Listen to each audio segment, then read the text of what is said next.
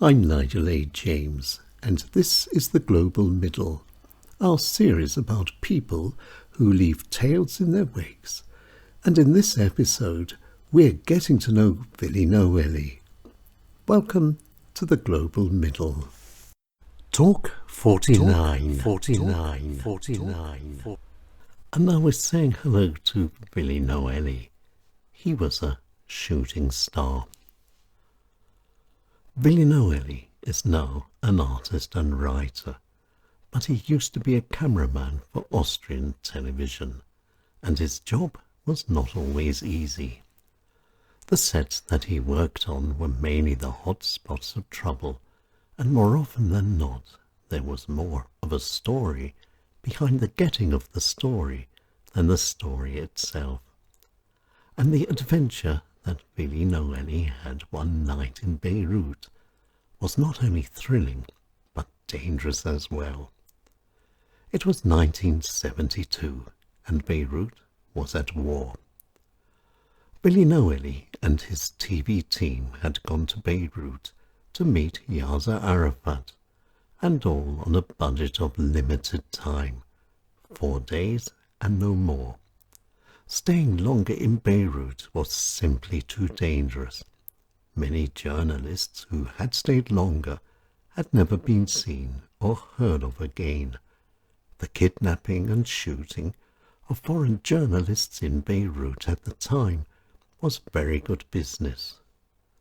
And so there they were, Willi Noelli and his team, waiting in one of the most guarded hotels in one of the most dangerous cities on earth, and time was running out quickly. Their 4 days would be up in the morning, and so far all that they'd had been doubt and suspense, and so the only place left to go was the bar for 1 or 2 final drinks.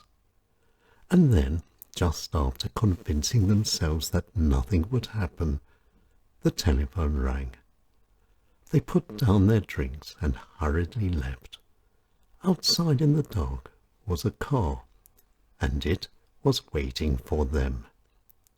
It was pitch black as they were driven through the streets full of shadows and danger. They knew nothing about where they were going, and only Willi Noelli, who was sitting in the front, was able to make out the signals that the driver was flashing with his headlights. The shadows, it seemed, were guarding their route. But nonetheless, they couldn't help wondering if they would still be alive in the morning. The air was electric and charged with suspense. And then the car stopped. They were in a small, dimly lit courtyard. There were uniformed soldiers smoking and hanging around in small groups, and the ground was full of glass splinters. Maybe there had been recent fighting. And Willi Noelli and his team were afraid, but of course they didn't dare show it. But then, through the menacing still of the night came a sound. It was a clack, clack, clack, and there was the officer, a small lame man with a hunchback and wearing an oversized uniform which made him ridiculous. No words were exchanged, only signs. And then, doing as was ordered, Willi Noelli and his team followed the clack, clack, clack of the officer's right foot. And then they came to a door in a wall.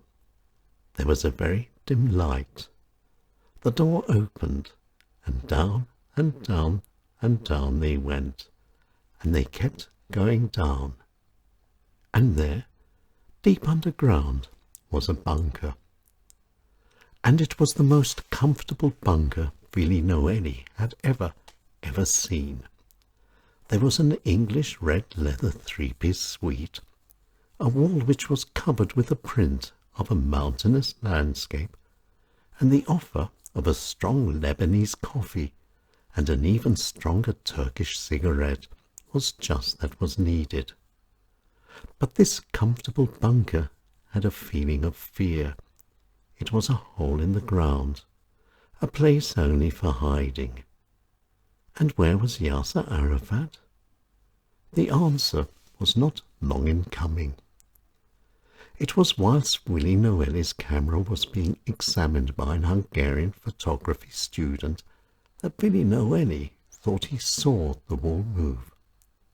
And he was right. The wall wasn't a wall, it was a screen. And there behind it was the unshaven and smiling Yasser Arafat. He had been there all the time.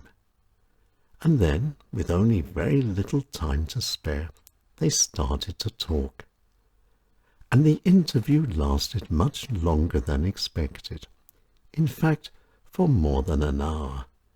And it was by far one of the most interesting meetings that Willi Noelli had ever experienced. And Willi Noelli and his team got back to their hotel without any mishaps. And as planned, they left Beirut just a few hours later. And then, high up in the sky, it all became clear. No passwords had been used to enter the bunker. The key had been the clack, clack, clack of the officer's right foot. If they had been taken or captured, they would have had nothing to reveal. They had seen and heard nothing at all. And the Hungarian student? He was really no student at all. His job was checking the camera. It could easily have been a bomb or a gun. And their 4-day wait became clear as well. That was the time for checking and waiting. There's no such thing as trust in a war. Of course, Willi Noelli completed many more missions, some dangerous, some not, and it was later that he turned his eye towards art. And he did well. Both filming and painting require an eye that is trained, and it is the same understanding that's needed for the filming of people and the painting of nature. And so, Willi Noelli's vision goes on, but now in a way that's no longer filled with suspense. He no longer shoots with his camera, but captures instead with his brush. And looking death in the eye is no longer a part of his daily routine. Willi Noelli, he went to Beirut and went for a drive after dark, and then, after following the clack, clack, clack of an unusual officer, met an interesting man. Willi Noelli, danger and vision were his life.